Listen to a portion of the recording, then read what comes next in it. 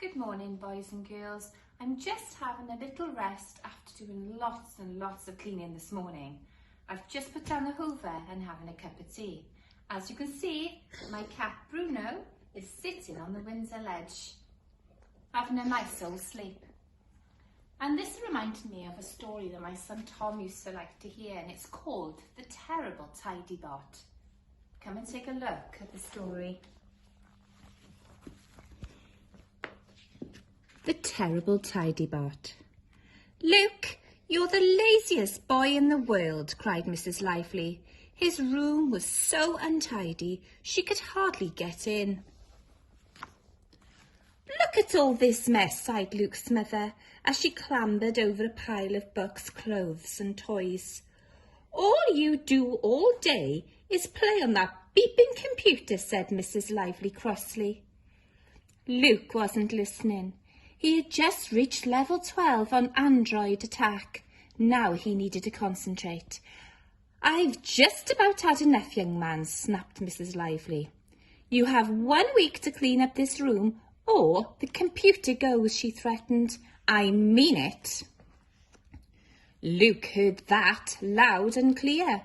He couldn't possibly live without his computer, but cleaning his room would take forever. "I need someone to help me clean up," he thought. He spent the next 2 hours searching the internet for cleaning companies. They were all too expensive. Luke had almost given up hope when an advertisement popped up on the screen. Cyberstuff Products present the incredible Tidyboy. It sweeps, it polishes, it shifts your junk. Free 14-day home trial, send no money. How can you live without it? Please allow 2 to 6 days for delivery. "That's just what I need," cried Luke. "It can clean my room, then I'll send it back." Just under a week later, the Tidyboy arrived at Luke's house. He managed to sneak the box up to his room before his mother dashed past on her way out. "I want that room cleaned by the time I come back," she shouted. The front door slammed behind her. Luke had just 2 hours. He ran to his room excitedly, tore open the box.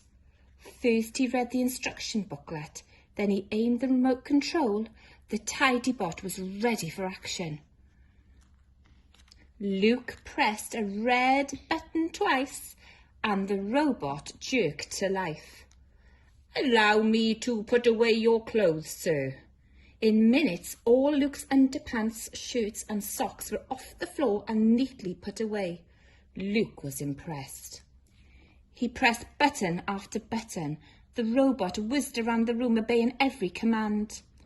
"Allow me to put your books on the shelf, sir." "Allow me to vacuum your carpet, sir." "Allow me to put away your toys, sir." In no time at all, the bedroom was cleaner than it had been. Luke couldn't wait to see his mother's face when she returned. He took a step back to admire the Tidyboy's work. As he did, he heard a loud crack. The remote control was bent and broken. "How can I return it now?" he thought. But Luke had more important things to worry about. Breaking the control unit had made the Tidyboy go crazy. "Allow me to put your books on the shelf, sir." It hurtled around the room until it was messier than ever. "Allow me to put away your clothes, sir." Before Luke could stop it, the rampaging robot zoomed out of his bedroom and down the stairs. It went through every room in the house, leaving a messy trail behind. "Allow me to vacuum your carpet, sir." "Allow me to make your toast, sir." "Allow me to wash your car, sir." Finally, the robot's battery went flat and it ground to a halt. Luke stared at the house in horror. What would his mother say? He spent the next hour sweeping, mopping and polishing. Then he repacked the robot and hid it in the shed. When he'd finished, he was so tired that he went to his bedroom to lie down.